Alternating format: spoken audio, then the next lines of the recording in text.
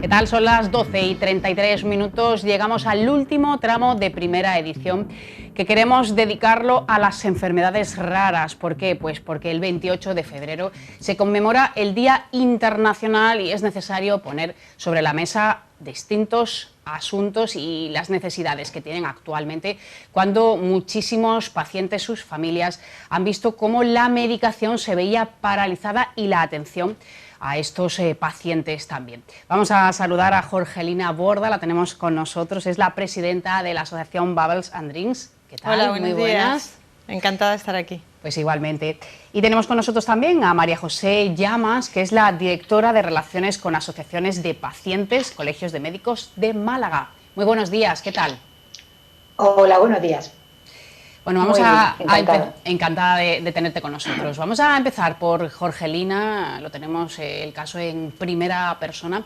Decimos, muchos pacientes han visto paralizados los tratamientos, esto es tremendo, y las consultas han pasado de ser presenciales a ser online. Es una situación muy complicada para los niños, que sobre todo los que presentan patologías de alto riesgo, porque ya a nosotros personalmente nos da pánico entrar a un hospital. Claro, los enfermos neuromusculares son personas de riesgo.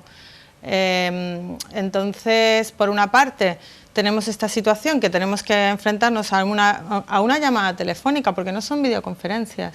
Que a mí es una llamada fría. Eso me preocupa mucho, porque yo digo, con el nivel de tecnologías que tenemos y la gravedad de las patologías, podríamos hacer un esfuerzo, ¿no?, en que estas visitas sean al menos con videoconferencia, pero son telefónicas. Nosotros a lo largo de todo el año solo hemos tenido una cita presencial, ha sido porque la situación realmente lo requería. El doctor Ruiz del Costa del Sol, que es maravilloso, nos recibió, atendió a la niña, pero durante todo el año hemos tenido solamente llamadas telefónicas.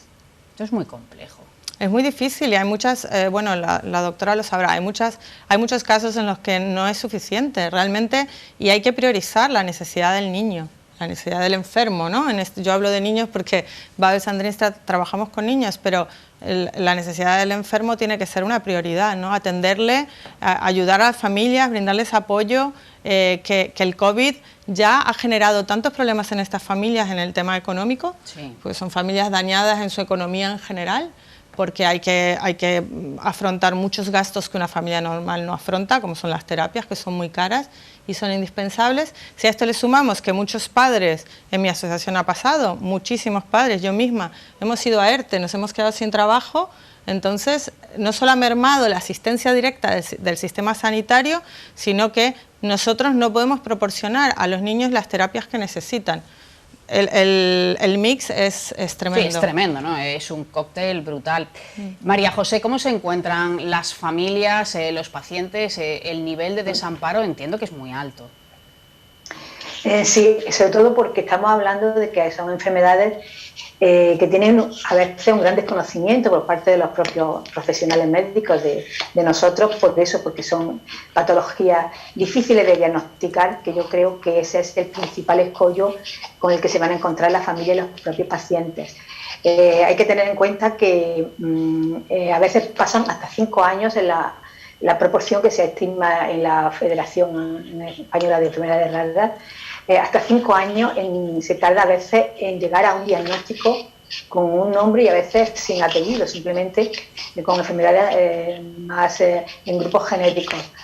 Y hablando de números, estamos hablando de que hay enfermedades raras, pero hay 3 millones de pacientes con estas enfermedades en España. No podemos minimizar el dato de que sean raras, porque la verdad es que hay un número muy importante de pacientes y de familias detrás de esos pacientes.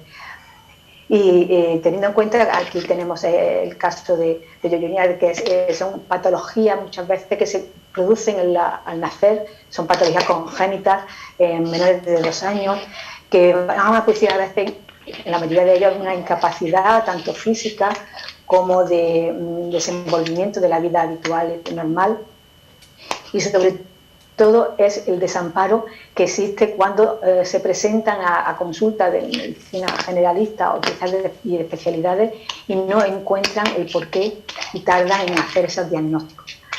Con el tema del COVID, como bien habéis comentado, es todavía más duro y más grave para las familias, para los pacientes, el ver que se dilatan los tiempos, se crean esperas y sobre todo esa falta de atención personal y personalizada que tan importante es en estas patologías. Yo quería también dar un dato en el que es muy importante la investigación derivada y dedicada a los medicamentos huérfanos, que eso también se hablará en la mesa, y que son tan importantes y tan necesarios para que estas patologías puedan cubrirse y puedan tratarse. Estamos en plena campaña de vacunación, pero no se está teniendo en cuenta a este colectivo. Son personas dependientes y que necesitan de ese trato continuo del familiar, habitualmente la madre. Sí, sí, he de decir que a lo mejor la gente no lo sabe, pero la mayor parte o gran parte de las enfermedades raras producen discapacidad. Cuando estamos hablando de personas con discapacidad y estamos hablando de niños, evidentemente la función del cuidador es fundamental. En un adulto también, pero creo que se agrava cuando son niños. Sí, todos somos imprescindibles, todos somos importantes, obviamente hay los cirujanos son fundamentales, los médicos, pero es verdad que los cuidadores de personas dependientes deberían tomarse muy en serio como prioridad, porque estas personas quedan totalmente desamparadas y su cuidador, como te comentaba el caso anteriormente, si el cuidador no está disponible para atenderles, ¿quién se va a hacer cargo de estos niños y de estos enfermos? ¿Quién les va a atender si nadie puede entrar a esa casa? María José, ¿por qué no se está teniendo en cuenta este colectivo, un colectivo ciertamente numeroso? Sí, lo que dice Yoria es básico. La vacunación se debe de proteger a las personas con gran dependencia, que en este caso, como ya se ha dicho, en 1 de cada 3 produce incapacidad, y es importantísimo el que se les cubra con la vacunación. Ya no solo a las personas que tienen la discapacidad o la enfermedad por su propio riesgo de contraer el COVID, pero sobre todo a los cuidadores o cuidadoras, en este caso que son las madres las que están ahí cuidando a estos niños, a estos adultos. Y sí que es verdad que desde la Consejería de Salud, desde la Delegación, se debe de hacer un hincapié en hacer un especial esfuerzo en este colectivo para vacunar. ¿Qué ocurre? Que es que nos encontramos con que a veces son directrices muy rígidas y se están haciendo las vacunaciones a los cuidadores, digamos, oficiales, que son los que están en residencia o están en instituciones, no teniendo en cuenta a aquellos que no son con esa oficialidad, pero que sí están día a día en los domicilios. Y yo creo que sí que tenemos que romper una lanza, y desde el Colegio Médico, desde luego, intentaremos el promover y el estar ahí empujando para que esta vacunación sea eficaz y sea efectiva en el menor corto tiempo posible para los cuidadores domiciliarios. Estamos hablando de enfermos pues de alto riesgo, pero no debemos olvidar la parte psicológica. Han estado encerrados durante mucho tiempo, hay miedo de que salgan a la calle, de que se contagien porque no pueden llevar mascarillas, el gel hidroalcohólico también no siempre funciona. No siempre funciona y no se puede utilizar bien. Sí, como tú estás planteando, en realidad son muchos problemas que se suman al problema general que puede tener cualquier familia con el tema del COVID. Realmente no sabemos cómo afrontarlo, no sabemos cómo superar día a día la situación de estos niños. En mi caso, por ejemplo, yo siempre hablo de mi caso porque creo que refleja exactamente la situación. Realidad. Yo me voy a trabajar, yo vuelvo a casa y mi hija es una persona de riesgo. Ella usa mascarilla, pero bueno, ella tiene problemas de babeo, como muchos niños en estos casos, por tanto, en realidad no debería usar mascarilla, pero yo se la pongo del miedo que me significa. Pero lo que más me preocupa del tema de la vacunación, perdona que vuelva en esto, porque mientras la doctora hablaba, yo te voy a explicar. En el caso de mi hija, ella tiene una enfermedad totalmente desconocida, de hecho es el único caso en España y hay actualmente unos 14 casos en el mundo. La enfermedad no tiene ni nombre. Entonces yo me pregunto, he preguntado a los médicos, he preguntado a las instituciones y nadie me sabe responder. Cuando llegue el momento de determinar qué niños con qué enfermedades van vacunados, ¿cómo van a catalogar a los niños con enfermedades raras desconocidas? Porque se deciden las patologías, ¿no? O se deciden enfermos crónicos, pero cuando el enfermo no tiene nombre y no encaja dentro de ningún grupo específico, ¿cómo se determina? Estos niños están, como siempre, en este tipo de limbo, ¿no? Donde como no encajan en ningún tipo de establish ya que conozcamos todos, no sé realmente cómo va a ser. Yo no sé si la doctora tiene alguna respuesta. A lo mejor me ayuda. No sé exactamente cómo va tampoco el tema, pero sí la forma en la que se están determinando las vacunaciones, ya no es por el tema de patologías concretas con nombre y apellido, el tema de los dependientes, de las personas con discapacidad, va en razón del grado de discapacidad y del grado de dependencia, según la ley de dependencia. Por lo tanto, no va a influir tanto el nombre que tengamos de esa patología, que en este caso no lo tenemos, sino el grado de dependencia que tenga para él estar incluido en la lista de vacunación. Bueno, eso es importante. Vamos a saludar a Faustino Jiménez, es directivo de la Federación Española de Enfermedades Raras. Hola, Faustino, finalmente sí hemos podido contactar contigo. ¿Qué tal? Hola, buenos días. Bueno, decimos, en plena pandemia la situación se complica muchísimo más, como antes recordábamos, muchos tratamientos paralizados, así como la virtualidad ha roto también con la necesidad de consulta de muchos pacientes. Sí, efectivamente. Nosotros lo que estamos haciendo ahora mismo desde FEDER pues unirnos en un colectivo para intentar que este COVID no vaya retrasando y vaya dejando a personas ahí en un espacio o en un limbo que no tienen por dónde coger el camino, que es lo que estaba hablando ya hace un momento cuando entramos. Entonces, vamos esforzándonos con grupos para ir situándonos y posicionándonos y obligando a las instituciones a que vayan esforzándose. Se necesita atención, se necesita sobre todo investigación, que hay que poner sobre la mesa.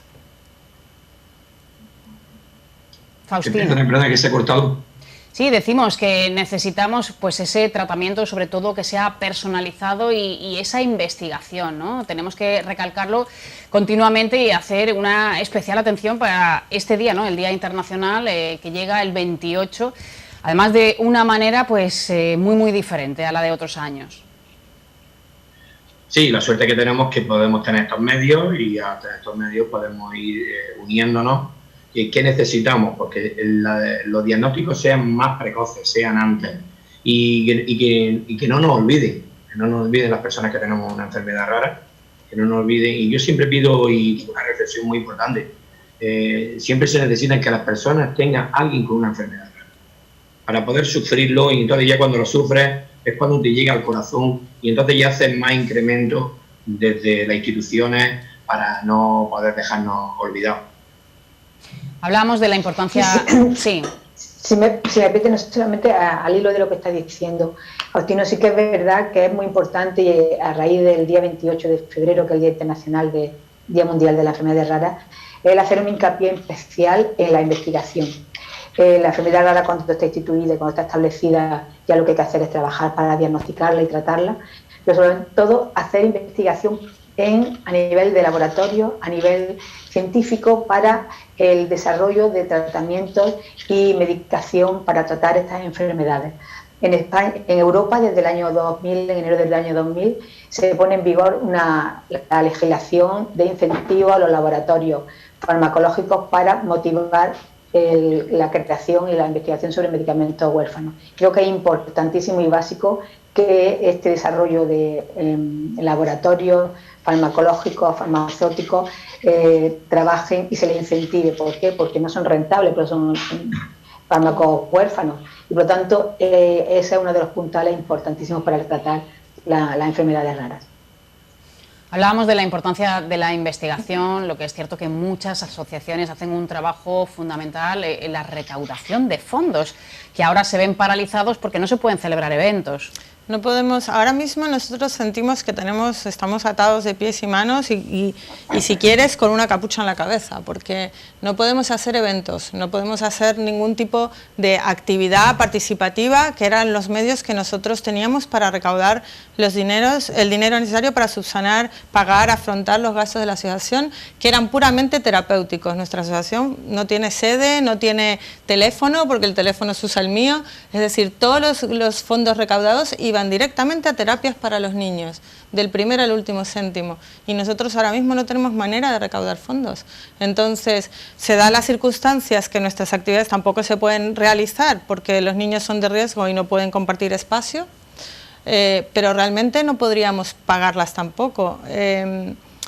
Es una situación tremenda la de las enfermedades raras. Como decía Faustino, la visibilidad es muy importante, que la gente no se olvide que estos niños son niños, viven aquí, están en nuestro barrio, son nuestros vecinos y tienen muchísimas necesidades que actualmente las instituciones, es mi opinión, no está cumpliendo, no están siendo realmente, no están aportando lo que deberían a estas familias y a estos niños desde el lado institucional. Creo que falta mucho trabajo por hacer. Y otra vez, ¿cuáles son las prioridades? ¿Cuánto vale la vida de un niño? ¿Cuánto estamos dispuestos a invertir para encontrar un medicamento para ese niño?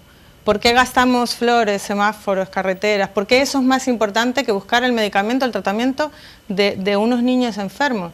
En mi opinión, pues creo que toda la escala de valores hay que ajustarla. En tu caso has pasado por un periplo tremendo, muy importante, hasta descubrir, bueno, inicialmente cuál era la enfermedad de tu hija. Bueno, nosotros, la doctora y Faustino hablaban, creo, de 5 años de periodo para diagnosticar. En el caso de mi hija fueron casi 8. 8 años. Solamente a través de la combinación de investigación privada. Yo soy una persona trabajadora que tiene un trabajo de media jornada. Quiero decir, no soy rica, no tenemos fondos, mi familia no pone dinero. Ha sido a través de muchísimo esfuerzo afrontar una gran parte de investigación privada, trabajando con el Carlos III de Madrid, que hemos conseguido el diagnóstico de mi hija, que ha sido una batalla tremenda, pero cuando llegó el diagnóstico, después de la alegría y la felicidad de la emoción, fue decir, bueno, ¿y ahora qué? Ahora hay que buscar el tratamiento. Y en esa fase estamos. Yo llevo casi 3 años trabajando en un crowdfunding en el que hemos conseguido 40.000 euros más o menos, pero te estoy hablando de aportaciones de 5 euros, 10 euros, o sea, si alguien se puede imaginar lo que significa recaudar 40.000 euros de a 5, 7, 8 euros, es un trabajo brutal. Y todo ese dinero va al centro de investigación, no pasa por mis manos, no entra en ninguna cuenta bancaria mía, porque sabemos que ha habido estafas. Pero ¿es justo que una familia Hay muchas familias que no pueden directamente asumir ese coste. No es solamente el coste, es el trabajo, porque... Y la dedicación también. Claro, realmente implica muchísimo trabajo, muchísimo tiempo, muchísimo esfuerzo. Yo trabajo, cuido a mi hija, cuido a mi familia. Yo soy un caso normal, quiero decir, me pongo como ejemplo porque soy un caso normal.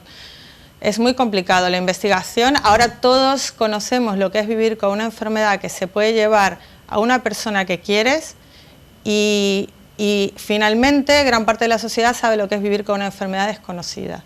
Ahora lo sabemos, ahora no tenemos excusa. Faustino decía, hasta que no lo sufres, claro, no lo conoces. Ahora todos lo sabemos. Bueno, las personas que vivimos con enfermedades raras llevamos sufriendo esto desde que el primer momento en que el niño o la persona presenta el primer síntoma. Entonces, ahora que todos lo sabemos, no podemos centrarnos en la investigación. La investigación salva a las personas, a la humanidad. Y ya lo hemos visto ahora, lo estamos viendo con la COVID, ¿no? Finalmente. Cuando ahora, se ponen los medios, cuando exacto, realmente se centra la atención en algo. Hemos conseguido una vacuna, hemos conseguido 4, 5, 6 casi vacunas en 6 meses. Yo no sé, yo llevo 9 años luchando por la vida de mi hija. No son 6 meses, son 9 años. Y yo siempre he dicho, si mi hija fuera la hija de Tom Cruise, ya tendría el tratamiento. Es una pena que sea una cuestión de dinero, es una pena. Tú te llegaste a llevar a tu hija a Estados Unidos, ¿no? Yo me llevé a mi hija a Francia, a Estados Unidos, a Argentina. Yo estoy en contacto actualmente con centros de investigación de Estados Unidos, de la Universidad de Michigan, de Australia, de Canadá, de Alemania, de Francia, y yo estoy en contacto con ellos y ellos ni siquiera se conocen. Yo les pongo en contacto a ellos para que puedan unir fuerzas y todo esto para buscar un tratamiento para mi hija. Esto lo hago por la noche cuando las niñas se acuestan. Quiero decir, no hay tiempo, tengo que trabajar, tengo que cuidarlas. Y además estás sola también. Y además estoy sola, entonces puedo hacerlo pues de 10 de la noche a 12 de la noche, pero bueno, yo veo que voy avanzando. Ya tengo los contactos de estos científicos, ya les mando a todos la investigación, cruzo la información para que estén al corriente de lo que se está avanzando. Si esto lo hiciera una institución, el Estado, alguien con poder y dinero, pues yo creo que mi hija ya estaría curada, realmente. ¿Cuántos miembros tiene la asociación? Pues mira, en este momento realmente tenemos solo 10 niños. Depende, cuando nosotros abrimos las actividades, que solíamos tener una cada día, pues cada actividad tenía a lo mejor un cupo de 5, 7, 8 niños y siempre lo llenábamos, siempre lo llenábamos. ¿Qué posición ocupa España, Faustino, con respecto a otros países en cuanto al estudio, en cuanto a la dedicación de fondos a las enfermedades raras? Bueno, España ahora mismo estamos teniendo un referente muy grande gracias a FEDER, porque está haciendo un tejido asociativo que al final lo que está haciendo pues es lo que ella comenta un poco, es decir, que no se encuentre sola, ¿me entiendes? Entonces desde FEDER contamos que hay casi 6.200 enfermedades raras. FEDER estamos compuestos por 382 asociaciones, donde verdaderamente unas son más grandes y otras son más pequeñas. Entonces, desde Europa y con Iberoamérica, también estamos teniendo que nosotros estamos ahí y yo creo que estamos dejando un buen reto, ¿me entiendes? Porque todos estamos impulsando, lo que decía ella. Yo, por ejemplo, soy presidente de la Asociación de Familias Enfermas de Wilson, soy enfermo de Wilson y a mí me dieron 5 meses de vida hace 20 años. Y ahí empezó mi lucha, que te iba a un médico y el médico se perdía, decía, sí, enfermedad de Wilson. Lo estudié en la carrera, pero tú tienes que decirle los síntomas, qué es lo que le puede ir pasando a ella, uniendo. Entonces, que yo creo que en España nos estamos posicionando bien, pero nos está faltando un poco esos fondos para poder llegar a todas las familias. Entonces, ¿qué pasa? Que te queda un poco cortado, y luego pues, que hay asociaciones muy pequeñitas, que al final no llegan. Y da pena que personas que nos gastamos el dinero en otras cosas, no vamos a nombrar qué para no discriminar a nadie, pero nos gastamos dinero en otras cosas cuando una pequeña inversión trimestral o anual sobre una enfermedad como la de ella, como la mía, como las otras asociaciones, al final va a tener un significado correspondiente. Entonces, desde FEDER lo que estamos haciendo ahora mismo, estamos trabajando muy fuerte, y sobre todo aquí en Andalucía y en toda España, es formar tejido asociativo para seguir luchando, para llegar, para que pueda haber más ayuda. Entonces, yo creo que España está bien situada ahora. María José, antes hablabais de 5 años para llegar a un diagnóstico. ¿No se puede realmente perder tanto tiempo por el camino? Sí, es muy lamentable, sobre todo porque no estamos hablando de un tiempo baldío, sino estamos hablando de un tiempo de vida de una persona. Son meses, son años que se pasan, y sobre todo la dificultad que hay es que hay tratamientos que se van a dar durante esos 5 años que a veces no son los correctos, que a veces lo que hacen es agravar la patología, y sobre todo el que se debe insistir de nuevo en la investigación y sobre todo en la formación. Aquí tenemos 2 representaciones importantísimas del valor que tienen las asociaciones, del valor que tienen los padres, los familiares, los propios pacientes, porque son el motor y el empuje de los profesionales médicos en estos casos tan concretos de enfermedades raras.